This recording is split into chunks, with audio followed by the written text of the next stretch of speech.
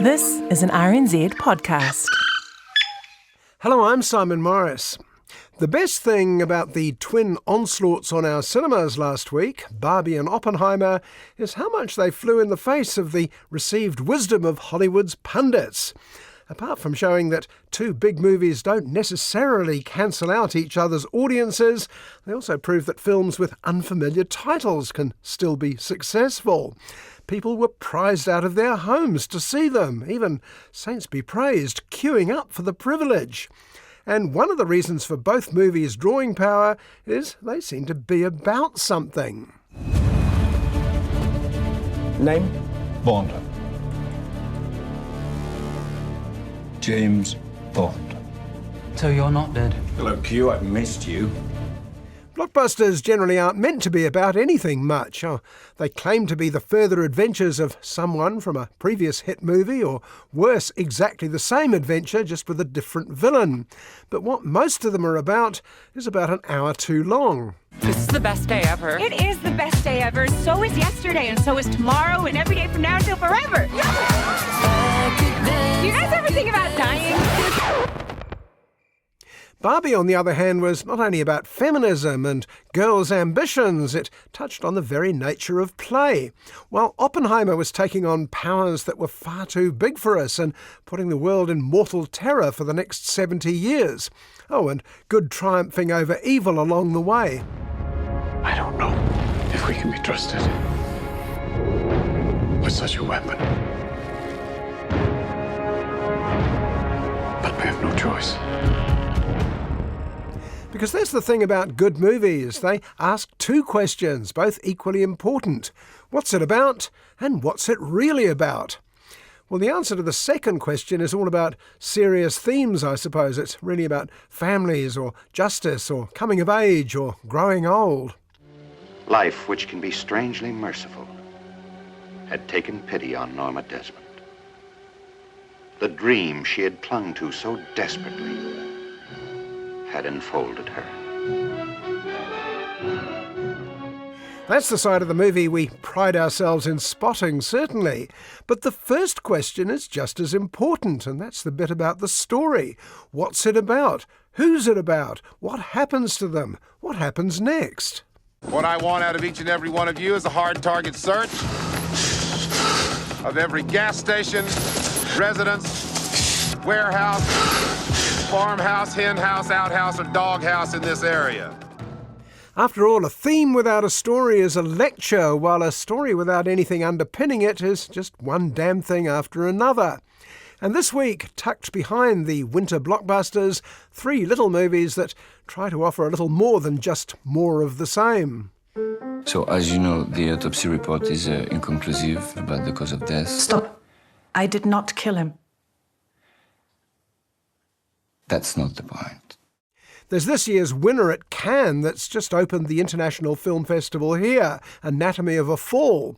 There's a sweet little Irish tale of four women going to Lourdes, the Miracle Club, and a Guy Ritchie war movie with a bitter aftertaste that's popped up on Prime Video, The Covenant. That is not how this debt works. It demands a result, not an appeasement. This is in contrast with the sort of thing that's been coming out recently on the streaming services, like a would-be action comedy currently showing on Netflix. Everything okay in there, baby? I'm just an average man with an average life. Where the money at? They cloned Tyrone as the sort of film the Hollywood studios threaten their employees with when they get above themselves. We're only hiring you as a favour, they say. Movies can make themselves.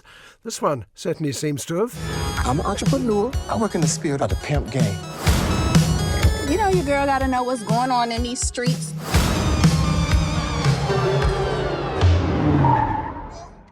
I assume the slumming stars, Englishman John Boyega and Oscar winner Jamie Foxx, were persuaded it was going to be a popular romp. Imagine a cool R-rated version of the old Nancy Drew mysteries, they were told. Well, the biggest mystery to be solved by a film like They Cloned Tyrone is how it got funded at all. Excuse me, kind sir, but if you could point me to the elevator that leads down to the freaky laboratory, Don't let the back door.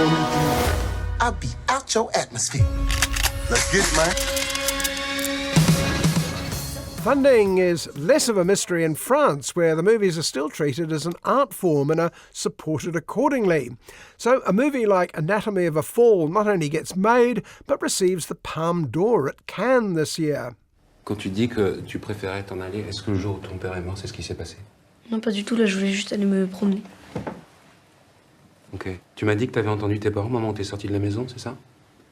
Tu te souviens du genre de conversation qu'ils avaient? Oui, à peu près. C'était pas une dispute. For me, the description winner of the Palme d'Or is a bit of a mixed blessing. Prestigious, certainly, but not necessarily a guarantee of a great night at the movies. For every personal favourites like I, Daniel Blake and Shoplifters, there's an equal number of pretentious rotters like The Square and Titan, which you may remember was essentially Transformers as directed by Jean-Luc Godard.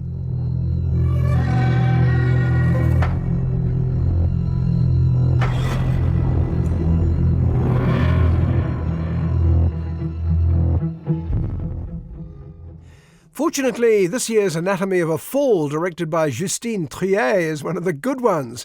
It was also picked to open this year's International Film Festival. At 2.5 hours, it was a bit of a challenge for an audience looking forward to the subsequent festival party, but it was a challenge triumphantly accepted. Tu m'as dit que t'avais entendu tes parents au moment où t'es sorti de la maison, c'est ça? En fait, j'entendais pas vraiment les mots, j'avais que des bouts de voix, mais ça faisait... oui, mais non, si t'avais pas les mots, du coup, tu peux pas savoir si c'était une dispute ou pas. Enfin, je sais ce que j'ai entendu. The film opens with novelist Sandra being interviewed at her home in the French Pyrenees. She's German, but while she speaks French, she feels more comfortable speaking English. The interview is curtailed when upstairs Sandra's neurotic husband starts playing music too loud. The journalist leaves, and so does Sandra and Samuel's 11-year-old son Daniel, who knows there's going to be a fight shortly.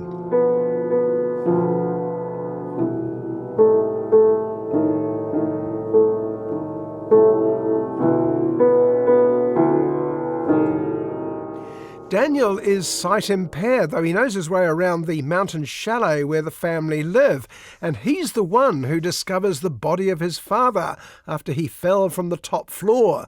The question being, did he fall or was he pushed? Vous admettez qu'il était jaloux? Non, I don't know. No. Allez, écoutez-vous, on a l'impression que vous l'avez trompé continuellement. Quand il commence à se reprocher des trucs, moi je préfère m'en aller. Tu peux pas me dire qui était le plus énervé des deux? Non. The police question Daniel, and the next step, of course, is a trial. If Daniel was out, the only other person in the house at the time was Sandra. Now, what happened? How did it happen? Why did it happen? And in the end, does it matter? The only thing that matters to Sandra's lawyer and friend Vincent is what can they prove? So, as you know, the autopsy report is inconclusive about the cause of death. Stop. I did not kill him. That's not the point.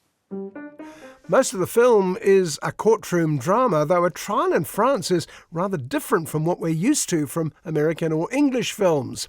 But even before we reach the courthouse, we're intrigued by the three key figures in Anatomy of a Fall, particularly Sandra herself, played by German star Sandra Hüller. Il parle de tromperie. I was honest about it. Mais vous l'avez pas été l'année de sa mort avec cette fille avec qui vous l'avez trompé, pourquoi? Il y a quand même quelque chose d'un peu étrange dans cette situation. Sandra Hüller, you may remember, played the put-upon daughter in the Oscar-nominated Toni Erdmann. Here, she's very much in control. For a start, she insists on testifying in English. I'm sorry to interrupt. I'm sorry. But, I don't know, you come here, okay, with maybe your opinion, and you tell me who Samuel was and what we were going through. Less prickly and more likeable is Vincent, whose support for Sandra lends her a warmth she certainly doesn't show with her husband. And finally, there's the son Daniel, a blind, unreliable witness played brilliantly by young Milo Machado Grane. Moi, ça va. Ça va? Ok. On reprend, tu m'as pas répondu. Quand tes parents se disputaient, comment ça se passait? C'est-à-dire, enfin, j'ai pas vraiment de souvenir de dispute. Almost suspiciously brilliantly at times, his shifting evidence as the film progresses is what the trial will depend on. If he's lying, is it to protect his mother or the reputation of his dead father? As the title suggests, Anatomy of a Fall is a meticulous investigation, as much about the marriage of Sandra and Samuel as it is about the few minutes leading up to the fatal fall. But what you say is just, it is just a little part of the whole situation, you know. I mean, sometimes a couple is kind of a chaos. Sandra Hüller's performance is fascinating. You're reminded of the sort of difficult women played by Cate Blanchett or Tilda Swinton. The heart of this one is she's a writer used to plundering her life and the life of her family as raw material for her novels. Everybody is lost, no? And sometimes we fight together and sometimes we fight alone and sometimes we fight against each other. That happens. Complicating matters, Sandra's success meant that Samuel found himself trapped in the role of house husband.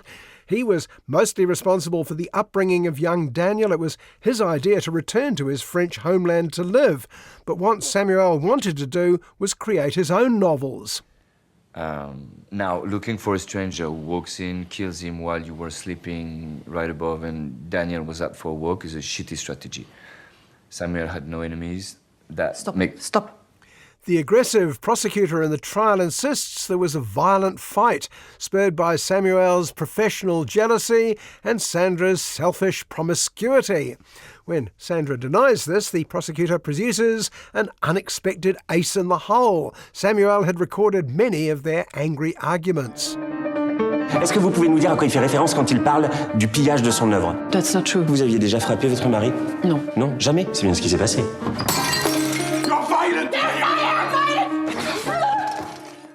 Clearly, trials are conducted differently in France. Evidence seems to be produced without warning. The defendant may be grilled in the middle of another witness's testimony. The judge plays a far more active role throughout. But like all great courtroom dramas, the final verdict isn't necessarily the end of the story. The trial may be the anatomy of a fall, but it's also the analysis of a particular marriage between two real, flawed people. It's possible that Samuel needed to see things the way you describe them, but if I'd been seeing a therapist, he could stand here too and say very ugly things about Samuel, but would those things be true? In a routine Hollywood film, likability is often the important thing in a romantic couple, but this is France. What counts in a French film is humanity. You don't necessarily have to like them. But as they say, tout comprendre, c'est tout pardonner. When you understand it all, you can forgive everything. T'as pas pu les entendre s'ils parlaient calmement. J'ai confondu. T'as confondu.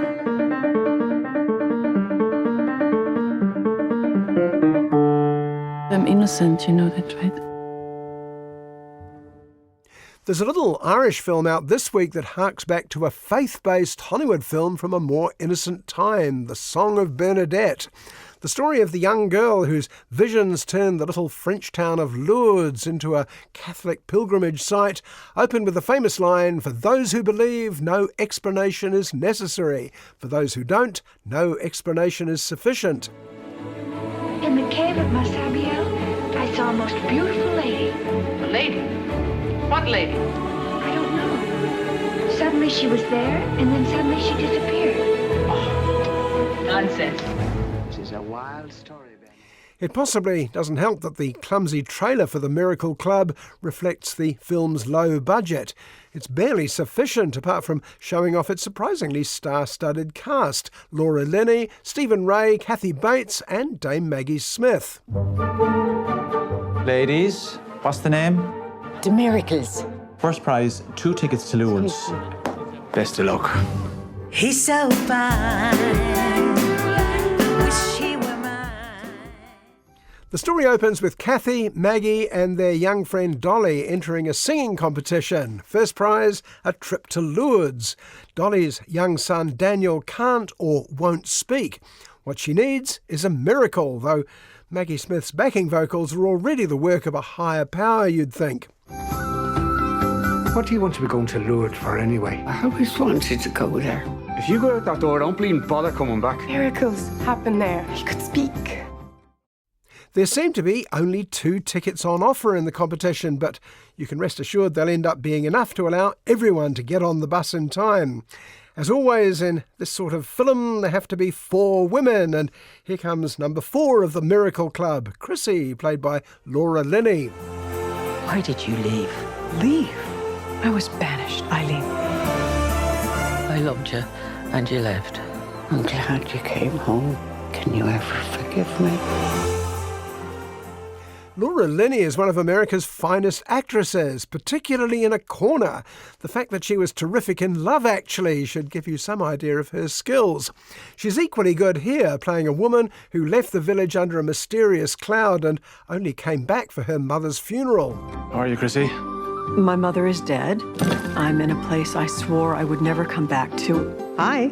I wouldn't have recognized you. 40 years would do that, do you? I'd say, yeah, mixed. Yes, it's great to have her back. Marvellous. Bloody marvellous. Chrissy and Lily and Eileen, Maggie Smith and Kathy Bates, clearly have history. And despite the best efforts of lovable Father Dermot, any chance of reconciliation, well, frankly, it's going to take a miracle. And while we struggle to think how the plot is going to push this along, the 3 erstwhile miracles are farewelling those useless 60s husbands of theirs before anything goes wrong.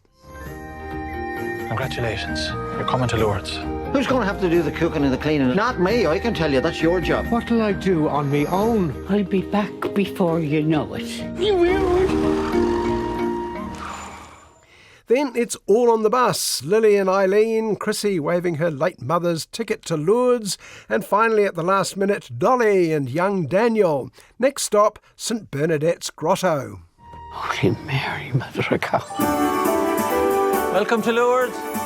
Appears I am sharing with you.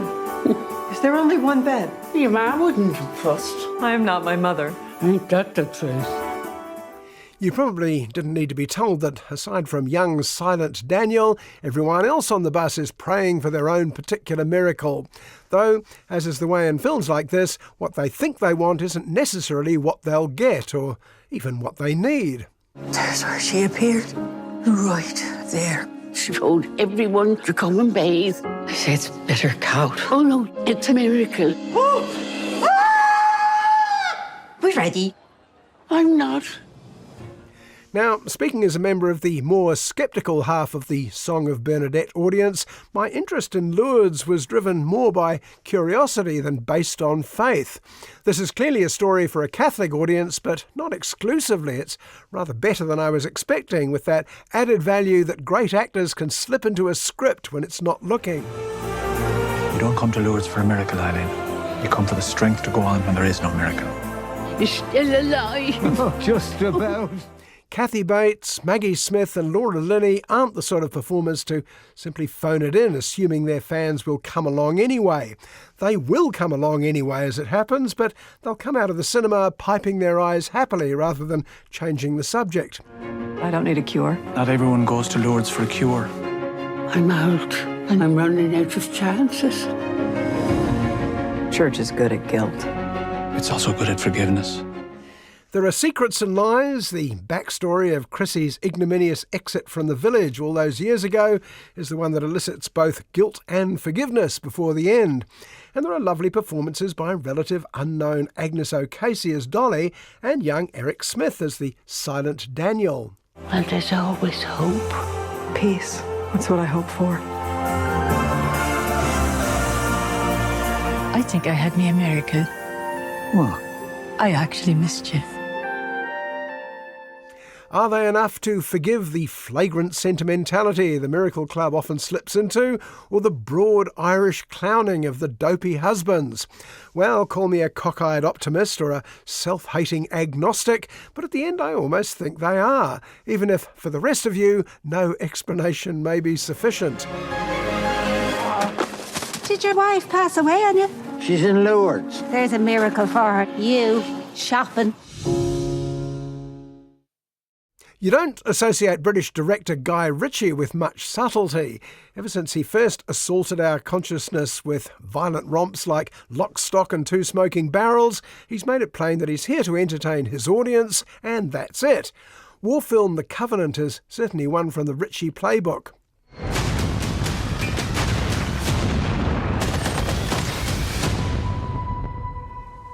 You still don't remember a thing? I don't remember any of it. I only remember the interpreter. But there's a hint of a little more than you might expect. Maybe that's why, despite what it says in the trailers, The Covenant isn't in fact showing at a theatre near you, but only on Prime Video. It takes place at the height of the Afghan War, when nearly 100,000 American troops were brought in to battle the Taliban. Men like John Kinley, played by Jake Gyllenhaal. John, you have tallies approaching.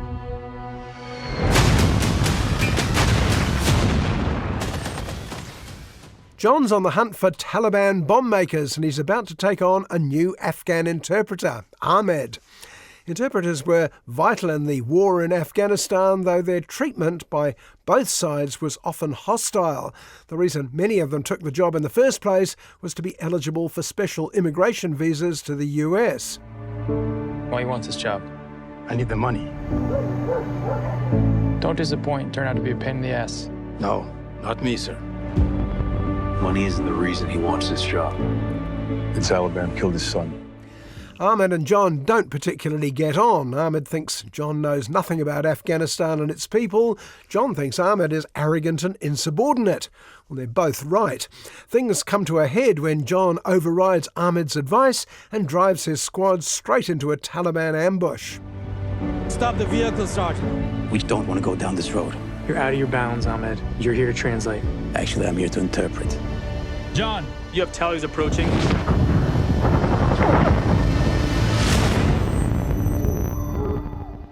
The squad is all but wiped out. John himself is knocked out and about to be dragged off by the Taliban when Ahmed comes to his rescue. He then spends a sizable chunk of the movie dragging the unconscious John on foot over treacherous terrain, hotly pursued by fanatical bad guys.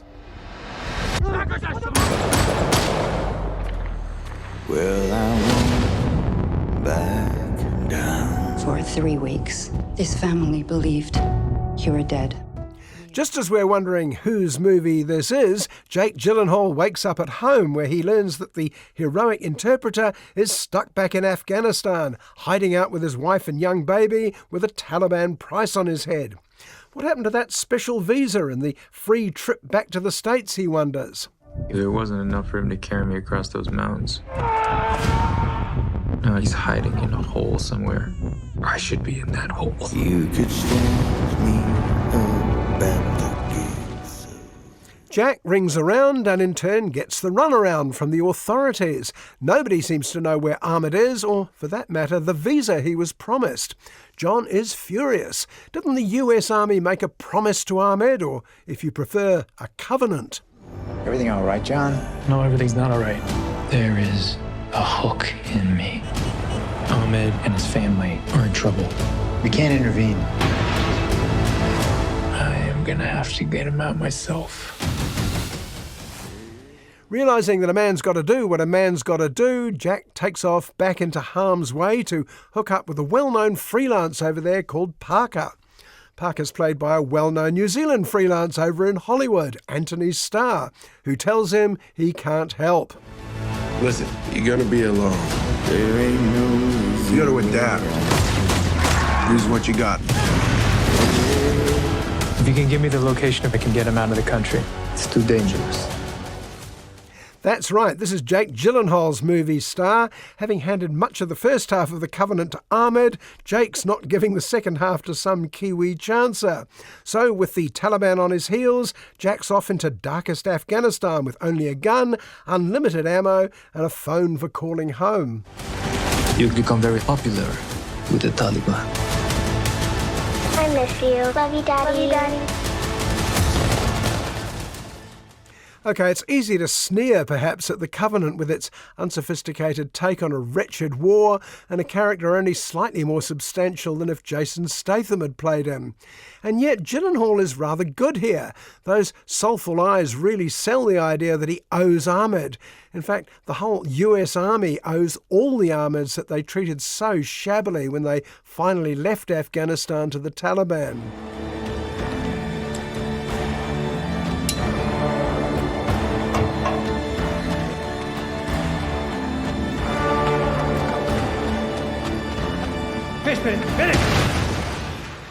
There's a final shot in The Covenant after writers triumphed and the noble American soldier and the heroic Afghan interpreter get what they deserve to the applause of their grateful colleagues. Jake Gyllenhaal looks down the barrel of Guy Ritchie's camera with an expression that clearly says, "This never happened. It should have, but it didn't." You think if I could be free of this debt, I wouldn't be? You think I have a choice? There is no choice. No, I won't back down. Guy Ritchie, for that one shot alone, you count as a real director. Someone who can give a genre piece like The Covenant a little extra meaning, even if it did rob it of a theatre screening. But perhaps it'll reach more people on Prime Video than it would have in competition with Barbie. And on that suggestion that somehow a film goes where it's meant to go after all, it's time for us to go too. I'm Simon Morris, and I hope you'll join me at the movies, same time next week.